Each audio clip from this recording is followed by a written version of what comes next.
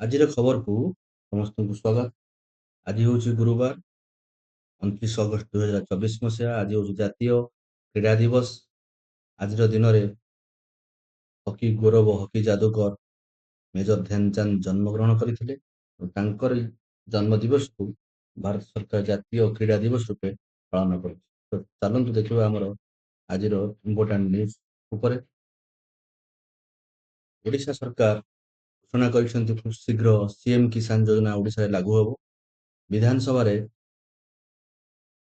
ଆମର ଉପମୁଖ୍ୟମନ୍ତ୍ରୀ ତଥା କୃଷି ମନ୍ତ୍ରୀ ଶ୍ରୀଯୁକ୍ତ କନକବର୍ଦ୍ଧନ ସିଂହଦେଓ ଯେତେବେଳେ ଏକ ପ୍ରଶ୍ନର ଉତ୍ତର ଦେଇ କହିଛନ୍ତି ଯେ ବର୍ଷକୁ 2ଟି କିସ୍ତିରେ 4,000 ଟଙ୍କା ଲେଖାଏଁ ମିଳିବ। ନୂଆଖାଇ ଓ ଅକ୍ଷୟ ତୃତୀୟାରେ ସିଏମ୍ କିଷାନ ଟଙ୍କା ହିତାଧିକାରୀଙ୍କର ଆକାଉଣ୍ଟକୁ ଆସିଯିବ। ଭୂମିହୀନ ଚାଷୀଙ୍କୁ ମଧ୍ୟ 12,000 ଟଙ୍କା ଲେଖାଏଁ ମିଳିବ। ଓକେ, ତ 3ଟି କିସ୍ତିରେ ଭୂମିହୀନ ଚାଷୀମାନଙ୍କୁ 12,500 କରିକି ଦିଆଯିବ।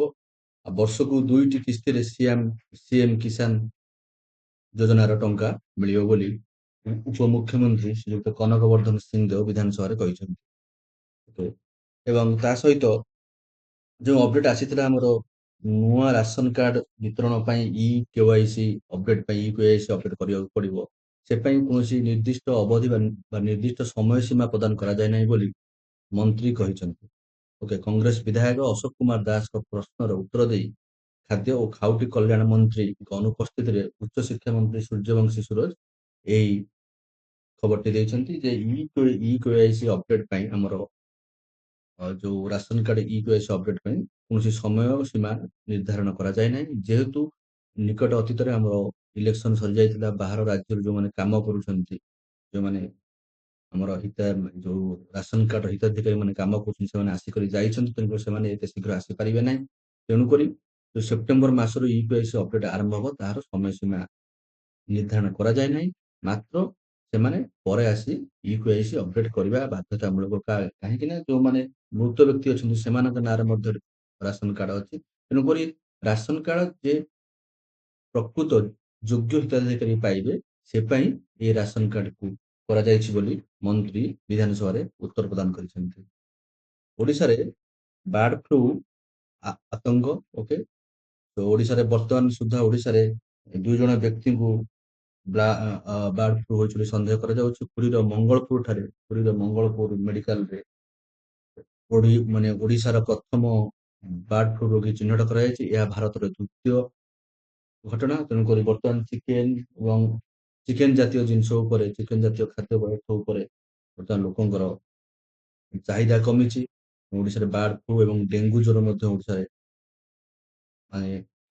ଆମର ଆତଙ୍କ ସୃଷ୍ଟି କରିଛି।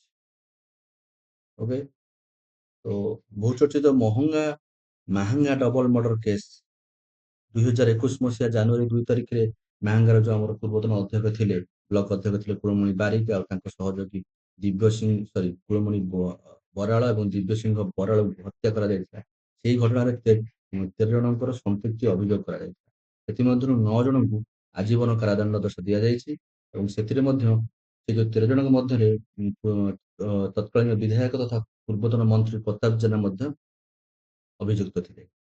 ଓକେ, ତ ଏଥିସହିତ କୋଲକାତାରେ ହୋଇଥିବା ଆମର କୋଲକାତାର ଯୋଉ ମେଡିକାଲରେ ଯୋଉ ଘଟି ଯାଇଛି ଆମର ଦୁଷ୍କର୍ମ ମାମଲା ମେଡିକାଲ ଛାତ୍ରୀକୁ, ସେଇ ଖବରରେ ରାଷ୍ଟ୍ରପତି ଶ୍ରୀମତୀ ଦ୍ରୌପଦୀ ମୁର୍ମୁ ମର୍ମାହତ ହୋଇଛନ୍ତି ଏବଂ ଏଥିରେ ସେ ବ୍ୟଥିତ ଓ ଭୟଭୀତ ବୋଲି କହିଛନ୍ତି।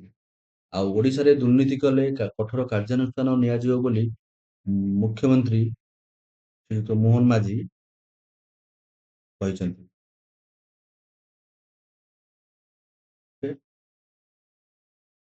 କେନ୍ଦ୍ର ସରକାର ବା କେନ୍ଦ୍ର ରେଳ ମନ୍ତ୍ରୀ ଓଡ଼ିଶାକୁ ଆଉ 2 ରେଳ ପ୍ରକଳ୍ପ ମଞ୍ଜୁରୀ ଦେଇଛନ୍ତି। ଓକେ, ଉତ୍ତର ଓଡ଼ିଶା ପରେ ପଶ୍ଚିମ ଓଡ଼ିଶାର ରେଳ ବିକାଶ ପାଇଁ କେନ୍ଦ୍ର ସରକାର ବଡ଼ ପଦକ୍ଷେପ ଗ୍ରହଣ କରିଛନ୍ତି। ବୁଧବାର ପଶ୍ଚିମ ଓଡ଼ିଶାର ବରଗଡ଼ ରୋଡ, ନୂଆପଡ଼ା ରୋଡ, ସର୍ଡେଗା ଭାଲୁମୁଡା ନୂତନ ରେଳପଥ ପ୍ରକଳ୍ପକୁ କେନ୍ଦ୍ର କ୍ୟାବିନେଟ ମଞ୍ଜୁରୀ କରିଛନ୍ତି। ଏହି ପ୍ରକଳ୍ପ ପାଇଁ କେନ୍ଦ୍ର 2,926 କୋଟି ଟଙ୍କା ବ୍ୟୟବରାଦ କରିବ ବୋଲି ଜଣାଯାଇଛି। ଏଥିସହିତ ବିଧାନସଭାର ବାଚସ୍ପତି ଶ୍ରୀମତୀ ସୁରମା ପାଢ଼ୀ ବିଧାନସଭାକୁ ମୋବାଇଲ ଏବଂ ପାଣି ବୋତଲ ନେବାକୁ ବାରଣ କରିଛନ୍ତି। କାରଣ ମୋବାଇଲ ଫୋନ ନେଇ ବିଧାନସଭାର ବିଧାୟକମାନେ ଯେତେବେଳେ କୌଣସି ଆଲୋଚନା ଚାଲିଥାଏ ସେ ସମୟରେ ଗପିବା ଏବଂ ଫଟୋ ଉଠାଇବାରେ ବ୍ୟସ୍ତ ରହନ୍ତି। ସେଥିପାଇଁ ବିଧାନସଭାକୁ ମୋବାଇଲ ଫୋନ ଏବଂ ପାଣି ବାରଣ କରାଯାଇଛି। ରାଜ୍ୟରେ ଅଦ୍ୟାବଧି 3107 ଡେଙ୍ଗୁ ରୋଗୀ ଚିହ୍ନଟ କରାଯାଇଛି। ଓକେ, ପ୍ରଥମ ଡେଙ୍ଗୁ ରୋଗୀ ଯୋଉ ବ୍ୟକ୍ତି ଜଣକ ମୃତ୍ୟୁ କରିଛନ୍ତି ବୋଲି ସ୍ୱାସ୍ଥ୍ୟ ବିଭାଗ ମଧ୍ୟ ସ୍ୱୀକାର କରିଛି। ତେଣୁକରି ଏ ଡେଙ୍ଗୁ ଜନିତ ଏ ଯୋଉ ବର୍ଷା ଜାରି ରହିବାରୁ ଏହି ସଂଖ୍ୟା ବୃଦ୍ଧି ହଉଛି। ତେଣୁକରି ଏଥିପ୍ରତି ଦୃଷ୍ଟି ଦେବାକୁ, ଏଥିପ୍ରତି ସତର୍କ ରହିବାକୁ ସରକାର ରାଜ୍ୟବାସୀଙ୍କୁ ଅନୁରୋଧ କରିଛନ୍ତି। କେନ୍ଦ୍ରାପଡ଼ା ଜିଲ୍ଲାର ଆଳି ଯୋଉ ଆମର ଆଳି ବ୍ଲକ ମେଣ୍ଢପୁର ପଞ୍ଚାୟତର ହସିମୁଦ୍ଦିନ ପ୍ରାଥମିକ ବିଦ୍ୟାଳୟରେ ଓ ତା ସହିତ ଯୋଉ ଲାଗି ରହିଛି ମେଣ୍ଢପୁର ପଞ୍ଚାୟତ ବିଦ୍ୟାଳୟ, ସେଥିରେ ହଠାତ୍ ଷଷ୍ଠରୁ ଦଶମ ଶ୍ରେଣୀ ମଧ୍ୟରେ 29 ଜଣ ଛାତ୍ରୀ ଓ ଜଣେ ଛାତ୍ର ପାଠ ପଢା ହଉଥିଲା ବେଳେ ହଠାତ୍ ଅସୁସ୍ଥ ହୋଇ ସଂଜ୍ଞାହୀନ ହୋଇ ପଡିଥିଲେ। ସେମାନଙ୍କୁ ସଙ୍ଗେ ସଙ୍ଗେ ଆଳି ଗୋଷ୍ଠୀ ସ୍ୱାସ୍ଥ୍ୟ କେନ୍ଦ୍ରକୁ ନିଆଯାଇଥିଲା। ତାପରେ ବିଦ୍ୟାଳୟକୁ ସେଦିନ ପାଇଁ ଛୁଟି ଘୋଷଣା କରାଯାଇଥିଲା। ଡାକ୍ତରଙ୍କ କହିବା ଅନୁସାରେ ଗୁଳିଗୁଳି ଯୋଗୁଁ ଏଭଳି ହୋଇଥିବାର ଅନୁମାନ କରାଯାଉଛି। ପରବର୍ତ୍ତୀ ଖବରଟି ହେଉଛି ଉତ୍ତରପ୍ରଦେଶରେ ଆଜି ଏକ ନୂଆ ଉତ୍ତରପ୍ରଦେଶ ସରକାର ଏକ ନୂଆ ସାମାଜିକ ଗଣମାଧ୍ୟମ ନିୟମ ଆଇନ ଆଣିଛନ୍ତି। ଏହି ଆଇନ ବଳରେ ଯିଏ କୌଣସି ବ୍ୟକ୍ତି ଯଦି ଦେଶ ବିରୋଧୀ ବା ରାଜ୍ୟ ବିରୋଧୀ ଦେଶ ବିରୋଧୀ ପୋଷ୍ଟ କଲା ତାକୁ ଆଜୀବନ ଜେଲ ଦଣ୍ଡ ଦିଆଯିବ। ଫେସବୁକ୍, ଏକ୍ସ ମାନେ ପୂର୍ବରୁ ଟ୍ୱିଟର ଥିଲା, ଏକ୍ସ, ଇନଷ୍ଟାଗ୍ରାମ, ୟୁଟ୍ୟୁବ, ଏଥିରେ କୌଣସି ପ୍ରକାର ଆପତ୍ତିଜନକ ପୋଷ୍ଟ ପାଇଁ ଯୋଉ ଆମର ଆଇନ ଧାରା ଅଛି 66E ଓ 66F ଅନୁଯାୟୀ କାର୍ଯ୍ୟାନୁଷ୍ଠାନ ଗ୍ରହଣ କରାଯିବ ଏବଂ ଆଜୀବନ କାରାଦଣ୍ଡ ଦିଆଯିବାର ଯୋଜନା ମଧ୍ୟ ରହିଛି। ଓକେ, ତ ଏଥିସହିତ ଆମର ଆଉ ଗୋଟେ ଖବର ଆସିଛି ମାଲକାନଗିରି ବଣ୍ଡାଘାଟିର ଏକ ଯୁବକ ଯିଏକି ବଣ୍ଡା ଜନଜାତି ସମୂହର ଏକ ଯୁବକ ମଙ୍ଗଳା ମୁଦୁଲି ନିଟ୍ 2024ରେ ସଫଳତା ହାସଲ କରିଛନ୍ତି ଏବଂ ସେ ବର୍ତ୍ତମାନ ଡାକ୍ତରୀ ପାଠ ପଢିବେ। ଖେଳ ଖବର ରହିଛି ଆମର ଆଜିର ଯୋଉ ଆମର ଏସିଆନ ଚାମ୍ପିୟନ୍ସ ଟ୍ରଫି ହବ ଯୋଉ ଆମର ଭାରତର ହକି ଦଳ ଯିଏକି ଏବେ ଅଲିମ୍ପିକ୍ସରୁ ବ୍ରୋଞ୍ଜ ପଦକ ଜିତିକରି ଆସିଛନ୍ତି। ଏସିଆନ ଚାମ୍ପିୟନ୍ସ ଟ୍ରଫି ପୁରୁଷ ହକି ପାଇଁ ଭାରତୀୟ ଦଳ ଘୋଷିତ ହୋଇଛି। ହରମନପ୍ରୀତ ସିଂହ ଅଧିନାୟକ ଏବଂ ବିବେକ ସାଗର ପ୍ରସାଦ ସେ ଉପଅଧିନାୟକ ଭାବେ ଦଳରେ ସିଲେକ୍ଟ ହୋଇଛନ୍ତି। ତା ସହିତ ଓଡ଼ିଶାରୁ କେବଳ ଅମିତ ରୋହି ଦାସଙ୍କୁ ଓଡ଼ିଶାରୁ ସ୍ଥାନ ପାଇଛନ୍ତି ଭାରତୀୟ ହକି ଦଳରେ। ପ୍ୟାରିସ୍ ପାରାଅଲିମ୍ପିକ୍ସ 2024 ଭିନ୍ନକ୍ଷମ ମାନଙ୍କ ପାଇଁ ଯୋଉ ଅଲିମ୍ପିକ୍ସ ହୋଇଥାଏ ତାକୁ ପାରାଅଲିମ୍ପିକ୍ସ କୁହାଯାଏ। ତାହା ପ୍ୟାରିସ୍ ଠାରେ ଉଦ୍ଘାଟିତ ହୋଇଯାଇଛି। ଏଥିରେ ଓଡ଼ିଶାର କିଟ୍ ବିଶ୍ୱବିଦ୍ୟାଳୟରୁ 2 ଜଣ ଛାତ୍ର ଭାଗ ନେଇଛନ୍ତି। ସେମାନେ ହେଲେ ପ୍ରବୀଣ କୁମାର ଏବଂ ରାମପାଲ। ଉଭୟ ହାଇଜମ୍ପ ଇଭେଣ୍ଟରେ ପ୍ରତିନିଧିତ୍ୱ କରିବେ। ପ୍ରବୀଣ 2020ର ଟୋକିଓ ପାରାଅଲିମ୍ପିକ୍ସ ହାଇଜମ୍ପ T64 ବର୍ଗରେ ରୌପ୍ୟ ପଦକ ପାଇଥିଲେ। ରାମପାଲ T47 ବର୍ଗରେ ଅଂଶଗ୍ରହଣ କରିବେ।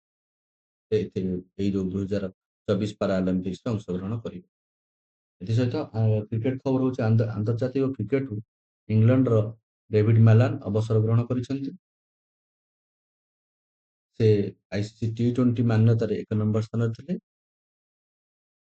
36 ବର୍ଷ ବୟସ୍କ ଡେଭିଡ ମାଲାନ କହିଛନ୍ତି ସୀମିତ ଓଭର କ୍ରିକେଟରେ ତାଙ୍କର ପ୍ରଦର୍ଶନରେ ସେ ସନ୍ତୁଷ୍ଟ ଅଛନ୍ତି।